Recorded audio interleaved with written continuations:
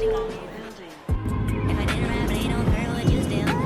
just landed in Geneva, Switzerland after a short flight from Manchester.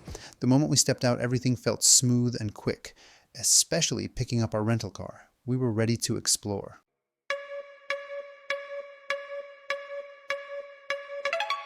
Geneva is one of the most international cities in the world.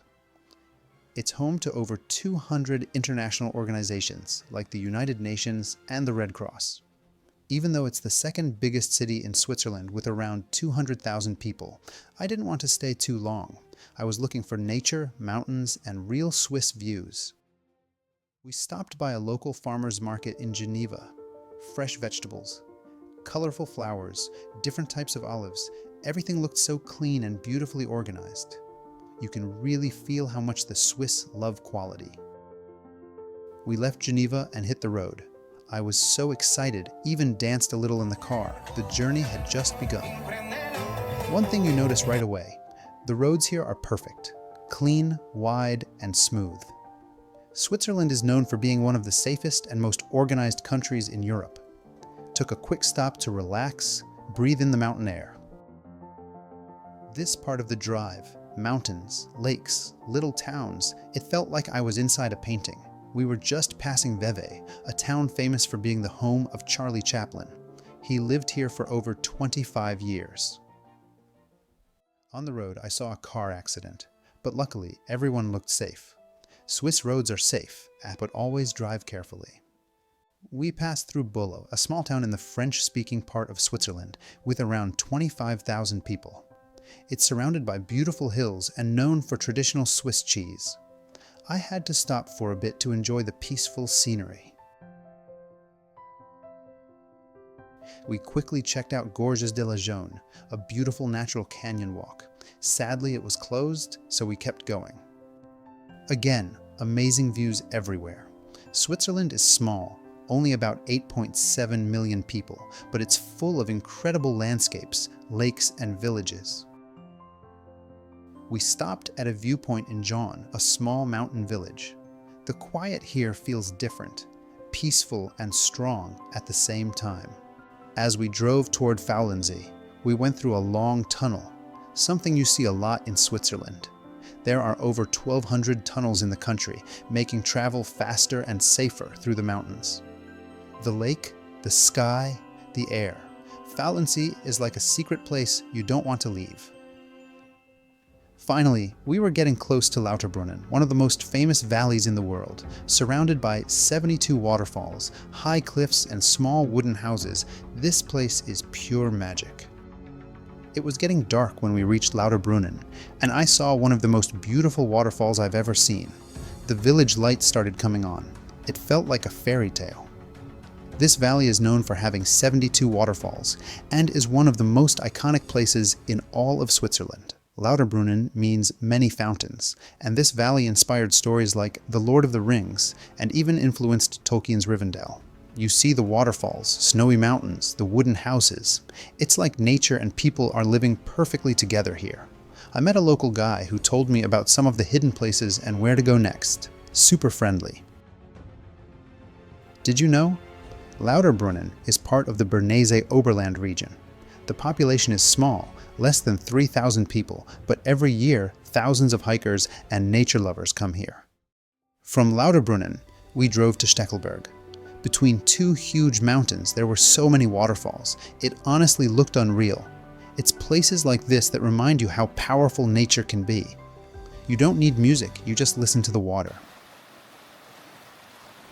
We parked the car and bought tickets to visit Piz Gloria. It cost 108 Swiss francs, around 110 pounds, but trust me, it's worth every single penny. The journey goes in stages. First, we took the Schilthornbahn cable car up, stopped at Mürren, and waited for the next one. Even from the cable car window, the view of the snowy Alps was incredible.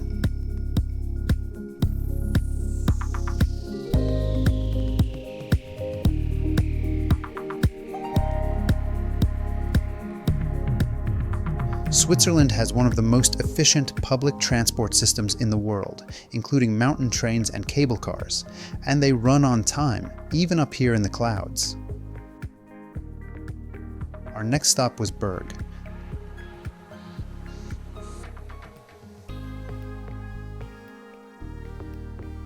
It's a metal and glass walkway that hangs over the cliff. Some parts have glass floors and bridges that look like something from an action movie, but it actually felt safe and fun. The place was full of fog and clouds, but I still wanted to try the thrill walk. In Switzerland, it's illegal to hike naked. Someone once tried it in the mountains, and now there's a law against it. Finally, we reached the top, Piz Gloria. It was freezing cold and snowing, but the view, wow. The restaurant at Piz Gloria spins slowly 360 degrees, so you can eat lunch while the whole mountain view changes around you. This is the same place where the James Bond movie On Her Majesty's Secret Service was filmed in 1969. Inside, they turned it into a mini James Bond museum. You can see original clips, pictures, and even play games like flying the helicopter. It's crazy to think a place this remote is also famous in movie history.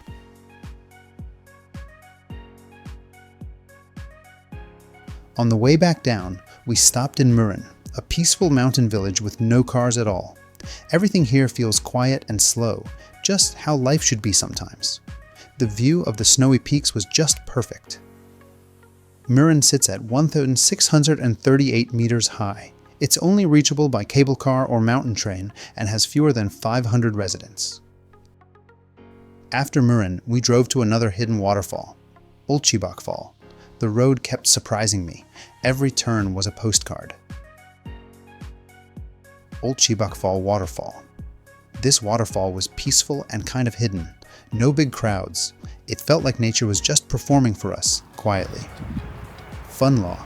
In Switzerland, it's illegal to wash your car on Sunday in many places, because it's considered a quiet day. That's how much they care about peace and community balance.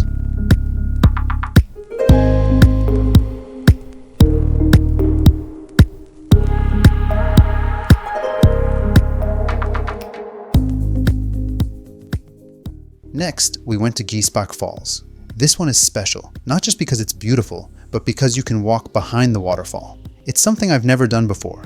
The power, the noise,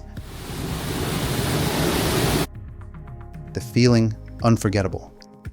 Giesbach has 14 waterfalls that fall into Lake Brienz. The old hotel nearby was built in 1874 and feels like stepping into a movie. Then I found a scooter and couldn't help playing around a bit, like a kid again.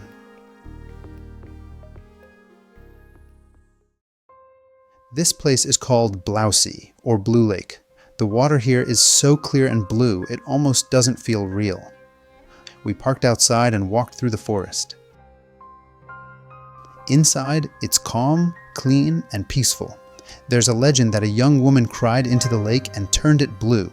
Romantic and sad at the same time. Fact, Blausee is only 0.64 hectares big, tiny, but famous across the country. It's a protected nature park. From there, we drove to Kandersteg. Our plan was to hike to Oschinensee, a lake high in the Alps. The hike took 2 hours because the cable car wasn't working. And the weather got worse. Raining, freezing cold, foggy. I could barely film. But we kept going. The lake was beautiful, even in the fog, but honestly, it was too hard to enjoy it in that weather. So I'd say, only go if it's a clear day, and check if the cable car works. Oschinensee is one of the top-rated lakes in Switzerland. It's at 1,578 meters above sea level and is a UNESCO World Heritage Site. For our final night, we stayed in Rivaz. This small village is in the Lavaux wine region, and wow, the grapes, the silence at night, it was the perfect ending. Lavaux is a UNESCO-protected area with vineyards that are over 800 years old, built into the hillside by hand. Rivaz has less than 400 people living there. Waking up here was something special. The lake on one side, mountains on the other, and vineyards everywhere. Switzerland is full of this kind of quiet beauty. Before leaving, we visited Montreux. a beautiful city by Lake Geneva. It's known for jazz, art, and Freddie Mercury. I walked by the lake, past the Les Amoureux statue, and even played with a happy little dog. Simple moments, but they stay in your heart. Montreux has hosted the Montreux Jazz Festival since 1967. Freddie Mercury loved this place. There's even a statue of him here by the lake. We dropped off the car at the airport, quick and easy, and watched one last plane take off before saying goodbye. And this was the last view. A golden sunset above the clouds, a perfect goodbye from Switzerland. Clean, beautiful, peaceful. This trip reminded me what matters. Nature, quiet moments, and the freedom to just go. If you ever get the chance to visit Switzerland, do it. And don't just stay in the cities. Go out, drive, hike, explore. You'll never forget it.